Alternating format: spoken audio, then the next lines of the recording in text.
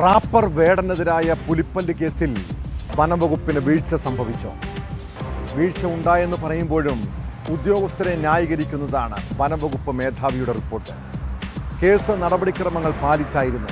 എന്നാൽ റാപ്പറുടെ ശ്രീലങ്കൻ ബന്ധത്തെക്കുറിച്ചുള്ള ആരോപണങ്ങളും വിവരങ്ങൾ മാധ്യമങ്ങൾക്ക് ചോർത്തിയതും ശരിയായില്ലെന്ന് റിപ്പോർട്ടിലുണ്ട്. അതിനിടെ ശാസ്ത്രീയ പരിശോധനയ്ക്ക് ശേഷം പുലിപ്പല്ല് തിരികെ നൽകിയാൽ മതിയെന്ന് വനംവകുപ്പിനെ വേടൻ അറിയിച്ചിട്ടുണ്ട്.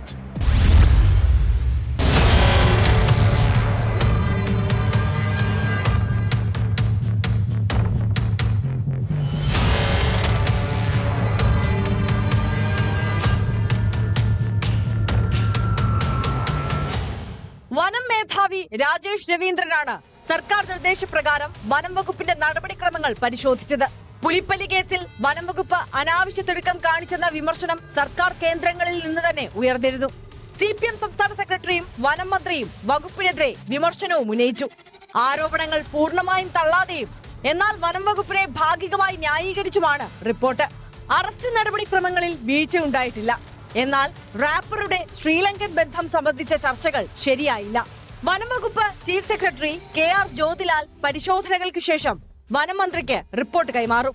മുഖ്യമന്ത്രിയുമായി കൂടിയാലോചിച്ച ശേഷമാകും വനം മന്ത്രിയുടെ നടപടി.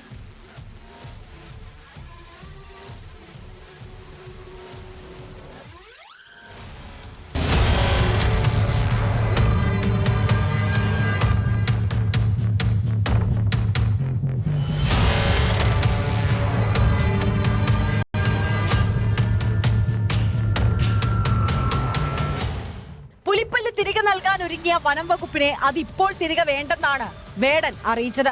ശാസ്ത്രീയ പരിശോധനയ്ക്ക് ശേഷം മതിയെന്നും റാപ്പർ വേടൻ പറഞ്ഞു.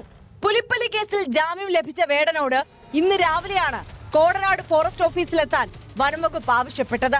മൊബൈൽ ഫോണും പുലിപ്പല്ലടങ്ങുന്ന മാലയും തിരികെ നൽകിയെങ്കിലും മൊബൈൽ ഫോണും മാലയും മാത്രമാണ് വേടൻ വാങ്ങിയതെന്നാണ് വിവരം.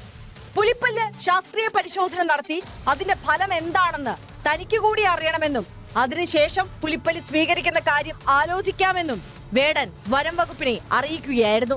എന്നാൽ ഇതിനോട് പ്രതികരിക്കാൻ വേടനോ വനം വകുപ്പോ തയ്യാറായിട്ടില്ല. പുലിപ്പല്ലി കൈവശം വെച്ചതിന് വനം വകുപ്പ് രജിസ്റ്റർ ചെയ്ത കേസിൽ റാപ്പർ വേടന് ഏപ്രിൽ 30-നാണ് ജാമ്യം ലഭിച്ചത്. പെരുമ്പാവൂർ 1-ാം ക്ലാസ് മജിസ്ട്രേറ്റ് കോടതിയാണ് ഉപാധികളോടെ ജാമ്യം അനുവദിച്ചത്. മനഃപൂർവ്വം തെറ്റ് ചെയ്തിട്ടില്ലെന്നും ആരാധകൻ സമ്മാനിച്ച വസ്തു സ്വീകരിക്കുക മാത്രമാണ് ചെയ്തതെന്നും വേടൻ ജാമ്യാപേക്ഷയിൽ പറഞ്ഞിരുന്നു.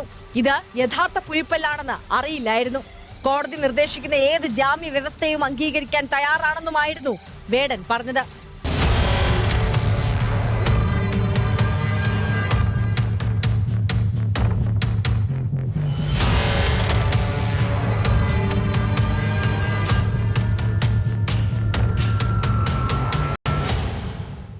ന്യൂസ് 18 തിരുവനന്തപുരം.